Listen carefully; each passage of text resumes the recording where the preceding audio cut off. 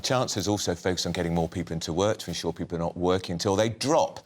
So there's support for people in old age. The government have been told they must not make the same mistakes which have plunged tens of thousands of 1950s-born women into poverty. Well, we can join now by the National Coordinator for the Women Against State Pension Inequality. That's Debbie Despont. Debbie, tell us what you've been campaigning for and how far you got with the budget yesterday. Well, WASPI is a campaign for women who were born in the 1950s who saw 2 increases to their state pension age. And the issue with that was that we weren't given sufficient notice, and the impact on women and their retirement plans has been catastrophic. And so we're campaigning for fair and fast compensation for those women for the maladministration by the Department of Work and Pensions, which the Parliamentary and Health Service Ombudsman has found.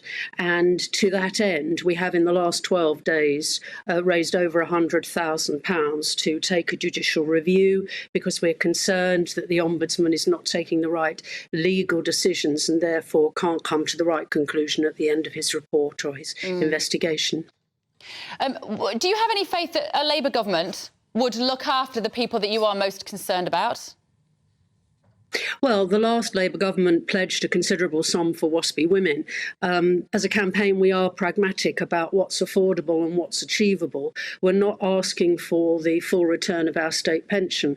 We're asking for compensation, and this is a historic injustice, and it's one that needs to be put right, because WASPI women are struggling now in their retirement. And I was interested, Andrew, to hear you talking about grandparents being able to provide childcare for their grandchildren. Often WASPI women can't do that now because they're having to continue working much longer than they expected to. And so it does affect the whole family dynamic. It's not just the WASPI woman herself. And there was a lot of talk about pensions yesterday in the budget by the Chancellor, the headline grabbing, we can pay more into our pension, scrapping the lifetime achievement, but nothing really for you. So sorry. That was one of our guests who's just dropped something. I beg your pardon. Nothing really for your campaign. No, it's only going to have impact on some of the wealthiest in the country, and there's absolutely nothing for WASPI women. And the government have refused to talk to us. They'll talk to some of the wealthiest people in the country and give them tax relief, but there's nothing. There is no compensation for WASPI women, many of whom are struggling, particularly WASPI women who are single, who have no husbands or partners to help them financially.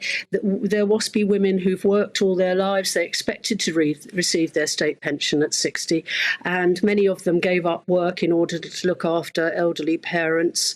And by the time they found out, they might just have been 1 or 2 years off their expected retirement, and they found they had to work an extra 6 years. It has really been catastrophic for women, and many have had to go on living on the small amount of savings that they made to make their retirement years more comfortable, and now they've got nothing.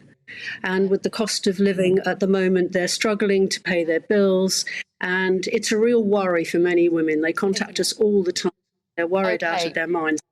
Well, thank you, Debbie. Keep up your good work. Debbie Despont there for the Women Against State Pension Inequality campaign. That's the WASPI. Now, that great